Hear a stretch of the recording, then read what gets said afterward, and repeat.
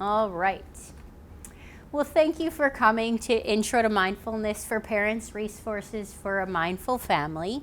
I wanted to tell you why I decided to become a mindfulness and mindful movement teacher, and it is because I feel like youth today are just bombarded with stimulus and distraction, and I got this picture from We Are Teachers, a Facebook group that I follow, and this teacher collected all of the phones in the classroom and she put them on the table.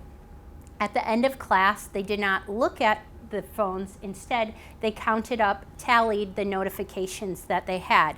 So if you look at this picture, there's 198 Snapchat notifications, over 500 total notifications just during that one class period.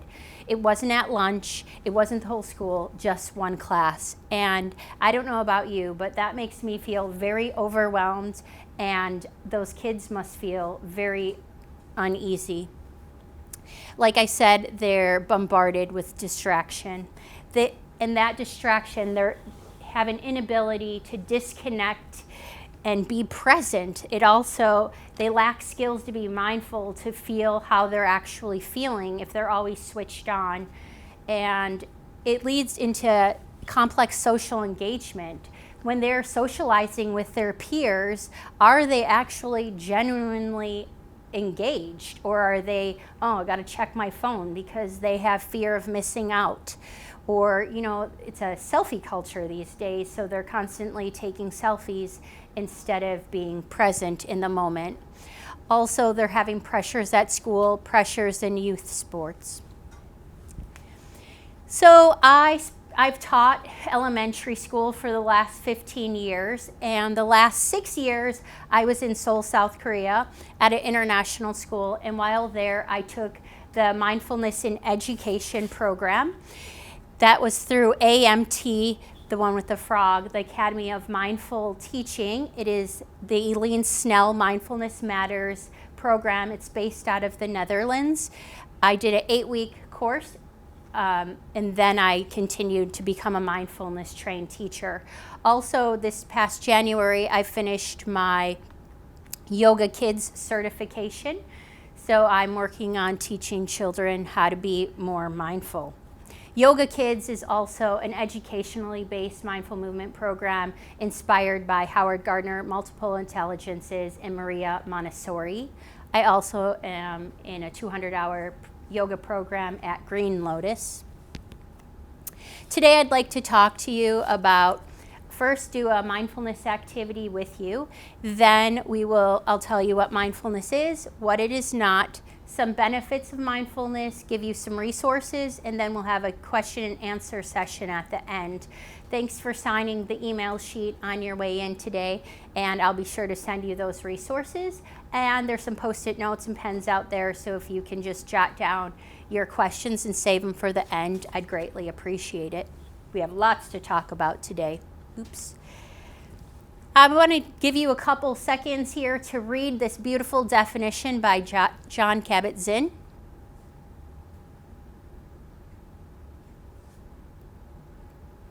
Jon Kabat-Zinn is a meditation teacher, a scientist, creator of MBSR. The MBSR is a mindfulness-based stress reduction class. It's an 8-week class that has scientifically proven ways of how mindfulness can help you with daily stressors in your life. He created it in 1979. So before we begin talking about the benefits and what mindfulness is and isn't, I'd like to do the sitting still like a frog activity with you. You can find it in this book, Sitting Still Like a Frog by Eileen Snell, or you can find it in her app, which looks like a little green frog. It's geared towards teenagers, but Sitting Still Like a Frog is a very good one for all ages. Now, you're probably thinking, what does a frog have to do with mindfulness? Mindfulness Matters mascot is a frog, and we can learn a lot from just watching a frog. If you ever watched a frog before, you would notice that the only thing that moves on a frog is his chest or his belly. He's just focused on breathing. He is not worried about all these thoughts swirling around in his head. He only moves when it's absolutely necessary. So one of the key steps to mindfulness is observing and focusing. So let's take a minute, and we're going to do that right now. Sometimes I let the kids lay on the floor, but for today we'll just sit in these desk chairs. Now I'd like to ask you to sit down and make yourself comfortable, either on a chair or a cushion. Straighten your back so it's also relaxed. And if you like, you can close your eyes or lower your eyelids, whatever feels right. Take your time to sit straight and relax. Keep your feet on the floor, your back straight, and your shoulders relaxed. You can rest your hands in your lap. Now imagine that you're a frog somewhere on the edge of a big pond. Of course you're not a real frog, but you've got something that a frog has too, the ability to sit still. To sit still like a frog, you need to pay attention and calmness. Paying attention stops your mind from wandering off, and calmness keeps you still. So take a moment to focus your attention and to sit still, just like a frog. Your arms and legs are still. Your bottom and tummy are still. Your back, your neck, and your head are still. Your entire body is still and relaxed, still and attentive. When you're sitting there all still and calm, you'll notice all kinds of things. You might notice that there's always a part of your body that moves, a finger, a leg, your eyelids, or something else. That's fine. The point of this exercise is not that you're not allowed to move, but that you're aware when some part of you is moving. What are you aware of right now? And now you notice that some part of you is moving. There's no need to do anything about it. Just let it happen naturally. Once you are completely still and attentive, you may notice you are breathing. The air goes in and comes out again. You might notice this on the tip of your nose. That's where the air flows in and out again. What do you feel? Being aware that your breathing is special and can help you relax. Perhaps you can also feel the breath in your throat or your chest, or perhaps even further down in your tummy. Why don't you put your hands on your tummy and feel it move a little with each breath, in and out, in and out. Breathing calms you down. Breathe in and breathe out again. Every time you breathe in, your tummy rises a little, and every time you breathe out, it goes out a little. Can you feel it? Have a try. See how it feels. Direct your attention to it, to the gentle movement of the breath in your tummy. Feels good to pay attention to your breath. Feels good to calm down. You don't have to do anything special to breathe. It's completely natural. Why don't you concentrate on the movement of your breath in your tummy? Mindful attention in breathing. Breathing and relaxing. Up and down, up and down. The air goes in, the air goes out. Mindful attention in your breath. They calm you right down at this moment and at this one. Can you feel it? When you hear the sound of the bell, you can open your eyes again. Ding! Would anyone like to share how they're feeling right now? Did you find it easy to concentrate? Was it difficult to focus and be aware? Or maybe you felt kind of like this picture right here.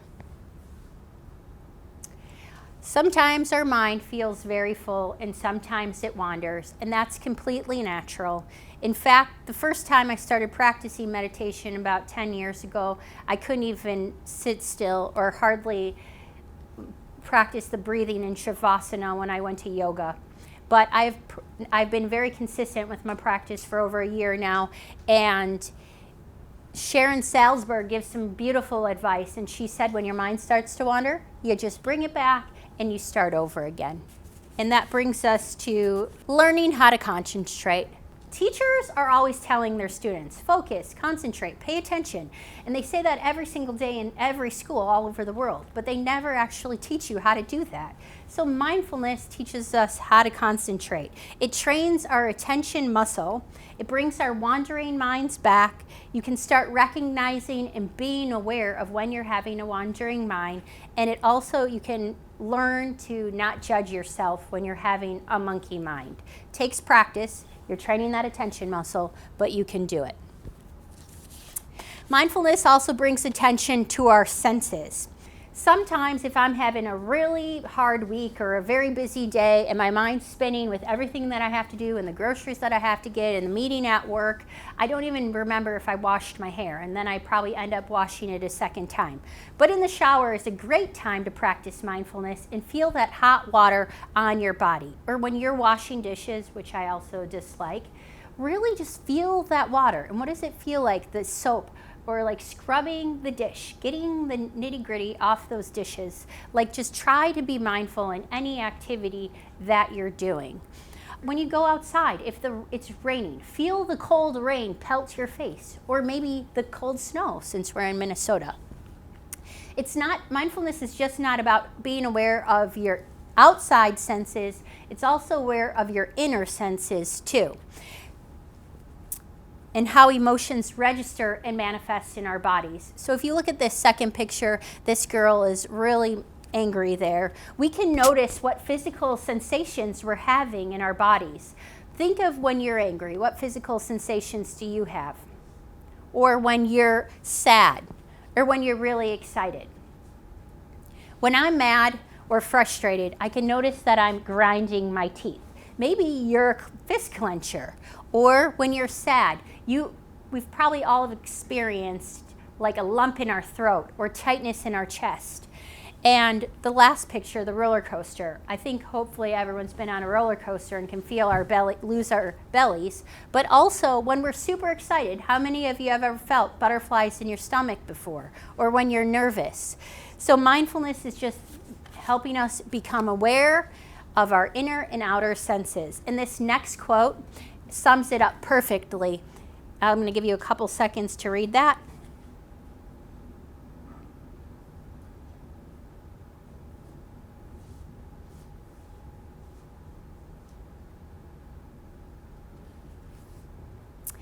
Thich Nhat Hanh is a Vietnamese monk and author. In fact, I just watched a YouTube video of him, and Google brought him in to teach them some mindfulness and meditation tricks. So it's not just happening, it's not this hippy-dippy thing that some people might think of, but Google's doing it, lots of tech companies in the Silicon Valley, even tons of sports teams are doing it. And the more you practice, the more you notice and identify with your emotions. And we need to practice not pushing those emotions that we might consider negative away, and not wanting our feel-good emotions to last forever either. That's what they mean when they say ride the wave. I mentioned observing and focusing on your body awareness and using your senses, but what I haven't talked about is heartfulness. And in both the Mindful Schools and Mindfulness Matters programs that I've done, they have heartfulness lessons. I did a 6-week course through Mindful Schools called Educator Essentials, and we worked on a bunch of different of these positive life skills that everyone should have, like gratitude and compassion. And Mindfulness School calls these lessons integrating the heart and the head. I wanted to share one good app called the 5-Minute Journal. And you can do this as an adult for yourself, or you could do it as a family. It has a lot of nice features, but since families are very busy these days, you can start small. And over there on the far right, it has 3 things you're thankful for each day. And you should be more thankful for, instead of writing, oh, like my new shirt or the toy that I got for my birthday, try to think of, teach your children what they should really be grateful for, like that they have fresh, clean water to drink every single day, and electricity, or hey, it was really snowy today and we got safely to school, or you can be really thankful for your legs. Since since November, I have been saying how thankful I am for my legs, and then all of a sudden I injured my calf. But in 60 days, hopefully I'll be getting back at it. And at the end of the day, you can write 3 amazing things that happened. And these do not have to be like life-changing, amazing events that happened. They can just be like, oh, I'm so excited that I'm having dinner with my family tonight, and this is so nice. Or I got to see my daughter's musical program. So think of amazing things that happened, or your friend made you feel good at school. What mindfulness is not. It is not being calm like that picture that is on the Calm app. Calmness is actually a byproduct of mindfulness, and it doesn't always happen. It's great when it does, but sometimes you just feel really restless in your body. In fact, last year when I was teaching a 4th grade class mindfulness lessons, this boy during the sitting still like a frog activity was so restless. He's like drinking his water, fidgeting with everything on his desk, rocking back and forth. And then afterwards I went over to him and I said, hey buddy, like I noticed that you're very restless today in our activity. Why do you think that was? And he paused for a few seconds, and then he said that the day before he had a fight with his friend at recess, and recess was coming after my mindfulness activity. So he was very worried about if he's going to have this friend to play with or not. So it was a very good talking point. And you can, when your son or daughter, if you're doing a mindfulness activity with them and you notice that they're very restless in their bodies or they're feeling very angry, like it's a great conversation starter to find out maybe why they're feeling that way. It's also not a disciplinary tool. It's not going to solve all the problems, especially if your children are having symptomatic issues. And mindfulness is not religious. Over the years, it has been, or for many years, it was associated with religion, but secular mindfulness has been going on for a couple decades right now. There are many benefits, and these are listed on the Mindful Schools website, and I would just give you a couple minutes to read those to yourself.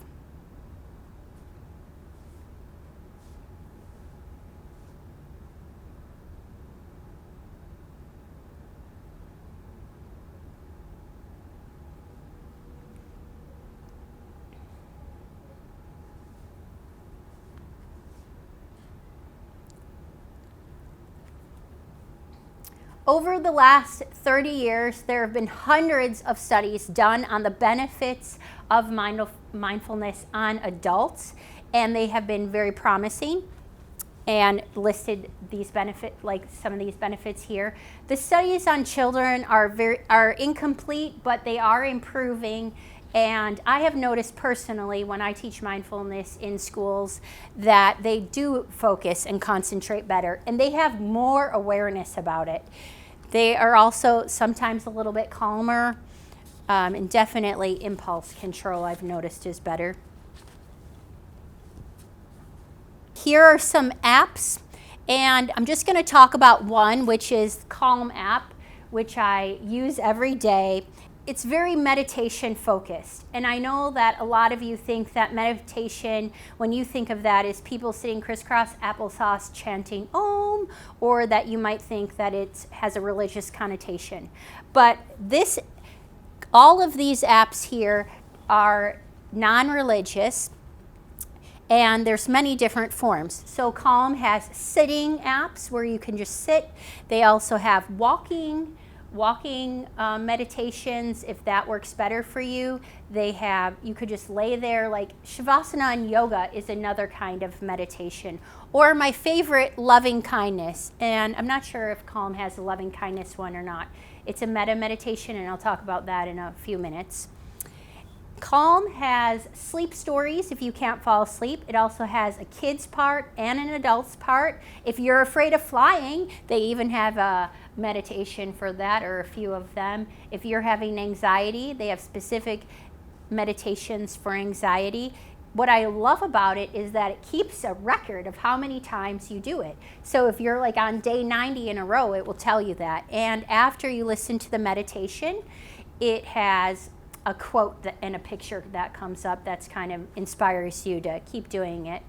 Also, this one has, I like the 10-minute daily one that comes out, but they do have shorter and longer ones. You can download meditations for when you're not connected to the internet also. This picture right here is when I went to Barnes & Noble the other day, and they had a whole section of books just for children that had to do with mindfulness and meditation and wellness books. Over there, I've put a couple other books.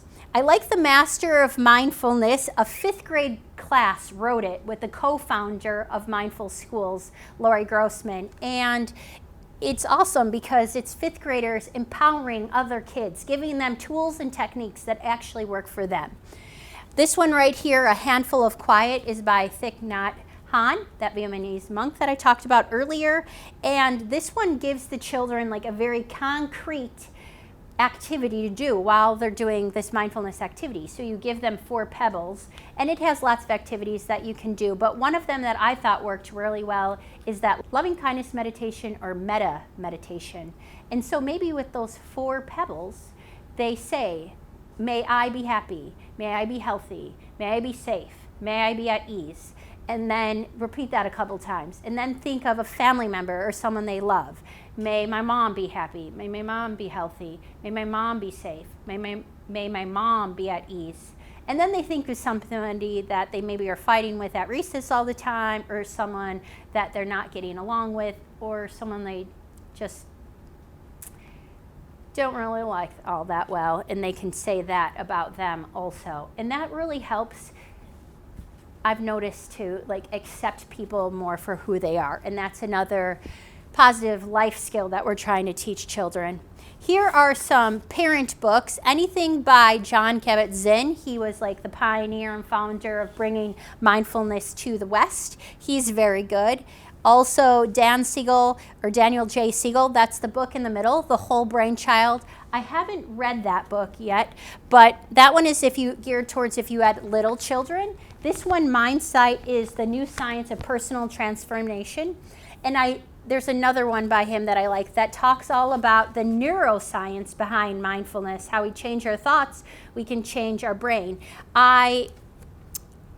I didn't have time to talk about the neuroscience today, but if you actually Google John Siegel and the hand-brain model, it gives a really good video of what happens when we flip our lid. And so he's a really good one to check out. Breathe Through This is kind of like the Sitting Still Like a Frog by Eileen Snell is for smaller, younger children. And Breathe Through This is geared for parents with teenagers.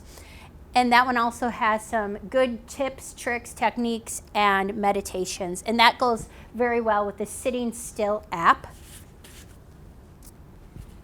Here are some websites. Mindfulschools.org has tons of articles and research for you. Mindful.org has informative and easy to read articles also. Podcasts. I don't listen to Mindful Mama myself, but it was highly recommended to me by another meditation and mindfulness teacher, and that is a very good one to check out. I will email you the other resources that I came up with. I just didn't want to overwhelm you with all kinds of too many resources today. And my best tip is to start where you are right now. Even if your children are running around like maniacs in the living room, you could just take 1 or 2 minutes, sit on the couch, tell them, I'm going to have 2 minutes of peace, and listen. Close your eyes and listen to all the sounds. Be really aware. Oh, I hear Johnny's feet pounding on the ground, or I hear the dog scratching his ears. I hear the birds chirping outside. Maybe not yet, but just be aware of the sounds and start where you are. Here are my contact details. Thank you very much. I've put my email on here, heatherwirch@gmail.com. I have a Facebook page called Mindfulness in the Mountains where I post a lot of resources, articles, apps that I have tried. And I would eventually like to be an outside provider for mindfulness and mindful movement. So if you're interested, send me an email. And thank you for coming today.